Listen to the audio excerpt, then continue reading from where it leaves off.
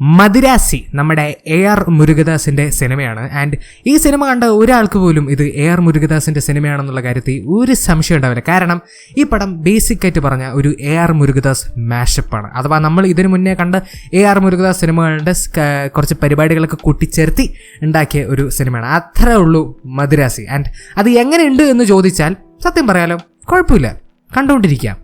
അഥവാ ജെനുവൻലി വലിയ ബോറൊന്നും അടിക്കാതെ ഇരുന്ന് കാണാൻ പറ്റുന്ന ഒരു പടമായിട്ടായിരിക്കുന്നത്. അഥവാ ഈ റീസെൻ്റ് ഇറങ്ങിയ കൂലിയും അതുപോലെ തഗ് ലൈഫിനൊക്കെ വെച്ച് കമ്പയർ ചെയ്യുമ്പോൾ എനിക്ക് പേഴ്സണലി ഇതൊരു ഫാർ ബെറ്റർ പടമായിട്ടാണ് തോന്നിയത്. ആൻഡ് അത് എൻ്റെ പേഴ്സണൽ ഒപ്പീനിയൻ ആണെന്നുള്ള കാര്യം ഞാൻ പിന്നെ എടുത്ത് പറയട്ടെ. ആൻഡ് വലിയ ബോറൊന്നും അടിക്കാണ്ട് കുഴപ്പമില്ലാണ്ട് കാണാൻ പറ്റുന്നൊരു പടം. അത് പറയുമ്പോഴും പോലും എനിക്ക് എടുത്ത് പറയേണ്ട വേറൊരു കാര്യമാണ് ഈ പടത്തിൻ്റെ ഡ്യൂറേഷൻ 2.25 മണിക്കൂർ.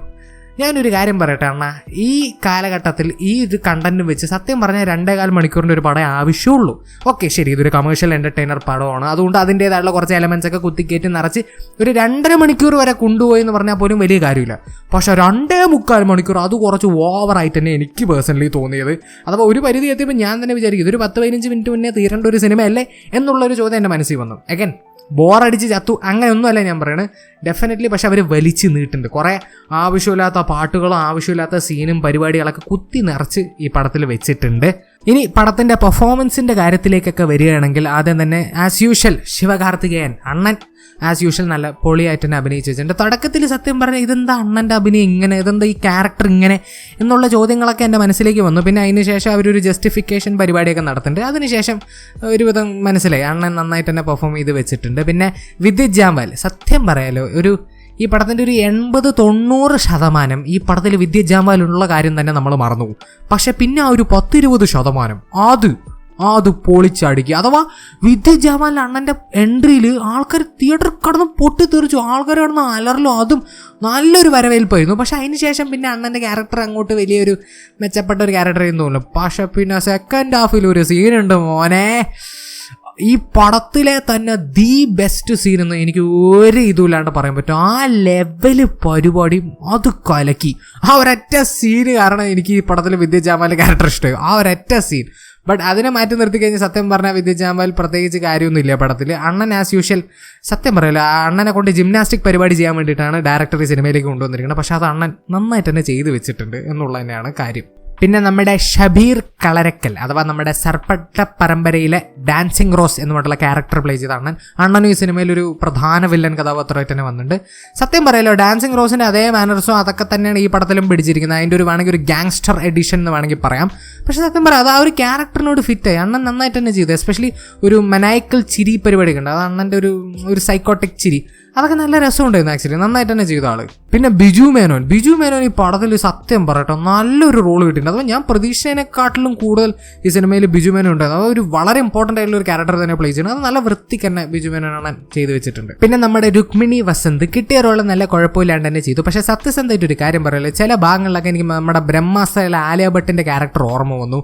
അതുപോലെ അത് പറഞ്ഞപ്പോഴാണ് എൻ്റെ പൊന്നോ, നമ്മുടെ ബ്രഹ്മാസ്ത്രയിലെ ശിവ എന്നുള്ള വെറുപ്പിക്കൽ വിളിക്ക് ശേഷം അടുത്ത വെറുപ്പിക്കൽ പേരുവിളി വന്നിരിക്കുകയാണ് നമ്മുടെ മാലധി, അതുപോലെ രഘു.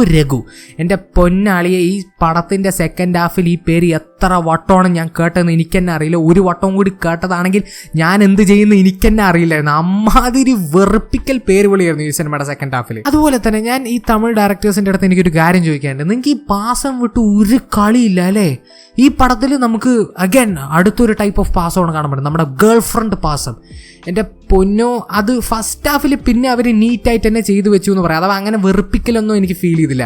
അപ്പം ഞാൻ ഫസ്റ്റ് ഹാഫ് എന്ന് വെച്ചാൽ അത്രയ്ക്കും വെറുപ്പിക്കലാക്കില്ലല്ലേ എന്നൊക്കെ ചോദിച്ചിരുന്നപ്പോഴാണ് സെക്കൻഡ് ഹാഫിൽ കൂടുതലൊന്നും ഇല്ലെങ്കിൽ പോലും സ്റ്റിൽ ചില ഭാഗങ്ങളിലൊക്കെ ശരിക്കും വെറുപ്പിക്കലായിരുന്നു ഈ ഗേൾ ഫ്രണ്ട് പാസം പരിപാടി. പിന്നെ പടത്തിൻ്റെ മേക്കിങ്ങിലേക്ക് വരുമ്പോൾ മേക്കിംഗ് ഒക്കെ നന്നായിട്ട് തന്നെ ഉണ്ട്. ചില സ്ഥലങ്ങളിൽ കുറച്ച് ചോപ്പി ആയിട്ടുള്ള ക്യാമറ വർക്കും ചോപ്പി ആയിട്ടുള്ള എഡിറ്റിങ്ങും തോന്നിയെങ്കിൽ പോലും ഓവറോൾ നന്നായിട്ട് തന്നെ ചെയ്തു. എടുത്തു പറയേണ്ടത് ആക്ഷൻ കൊറിയോഗ്രഫിയാണ്. ആക്ഷൻ കൊറിയോഗ്രഫിൻ്റെ കാര്യം പറയുമ്പോഴും എനിക്കൊരു കാര്യം പറയട്ടെ, ഒരു 50% നല്ല റോ ആയിട്ട് അവർ പരിപാടി ചെയ്യുന്നത്. അതായത് നല്ല ബോൺ ക്രാക്കിംഗ് ആയിട്ടുള്ള നല്ല ഒരു പഞ്ചുള്ളൊരു ആക്ഷൻ കൊറിയോഗ്രാഫി. പിന്നെ ഒരു 50% പക്ക ഓവർ ദ ടോപ്പ്. അഥവാ നമ്മൾ കമേഴ്ഷ്യൽ സിനിമയിൽ കാണുന്ന പരിപാടിയില്ല, അത് ഒരാളെ അടിച്ച് ഒരു 50 ഏക്കർ പറന്നു പോകുന്ന പരിപാടി, ആ ഒരു ലെവൽ സാധനം.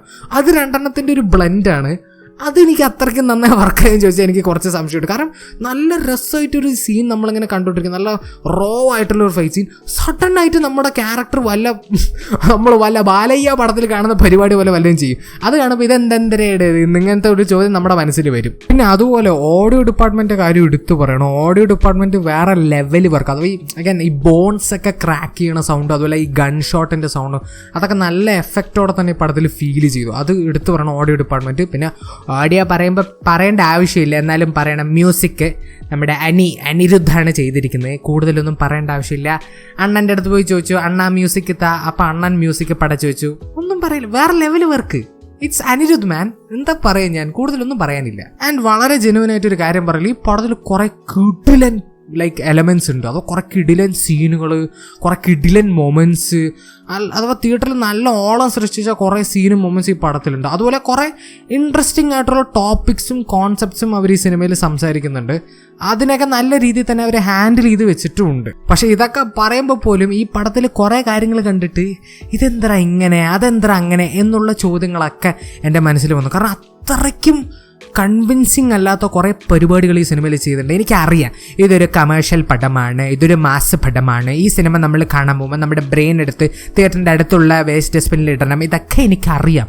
പക്ഷേ ഇതൊക്കെ പറയുമ്പോൾ പോലും ആസ് എ ഹ്യൂമൻ ബീങ് ചില ഭാഗങ്ങളിൽ നമ്മൾ ഇതിനെ ചോദിക്കും, ഇതെന്താ അങ്ങനെ, അതെന്താ ഇങ്ങനെ എന്ന് നമ്മൾ ചോദിച്ചു പോകും. ആൻഡ് അത് ഈ സിനിമയിൽ എനിക്ക് കുറേ ഭാഗങ്ങളിൽ അങ്ങനത്തെ ചോദ്യങ്ങൾ എൻ്റെ മനസ്സിൽ വന്നു. അതാണ് സത്യാവസ്ഥ. അതെനിക്ക് ഒരിക്കലും ഡിനൈ ചെയ്യാൻ പറ്റില്ല. പടത്തിൽ ഡെഫിനറ്റ്ലി കുറേ ഇഷ്യൂസ് ഒക്കെ ഉണ്ട്. ഒരു പെർഫെക്റ്റ് പടം, ഒരു ഗംഭീര പടം അങ്ങനെ ഒന്നുമല്ല. But still it's not a bad movie at all. കുഴപ്പമില്ലാതെ കണ്ടുകൊണ്ടിരിക്കാൻ പറ്റുന്ന ഒരു പടമായിട്ടാണ് എനിക്ക് മദരാസി പേഴ്സണലി ഫീൽ ചെയ്തത്. അതാണ് എൻ്റെ പേഴ്സണൽ ഒപ്പീനിയൻ. നിങ്ങൾ സിനിമ കണ്ടവരാണെങ്കിൽ നിങ്ങളുടെ ഒപ്പീനിയൻ കമന്റ് സെക്ഷനിൽ ഡ്രോപ്പ് ചെയ്യാൻ മറക്കരുത്. ആൻഡ് വീഡിയോ ഇഷ്ടപ്പെട്ടെങ്കിൽ ലൈക്ക് ചെയ്യുക, ഷെയർ ചെയ്യുക, സബ്സ്ക്രൈബ്, നോട്ടിഫിക്കേഷൻ ബെൽ അമർത്താൻ മറക്കരുത്. And I will see you guys in next video. Bye by.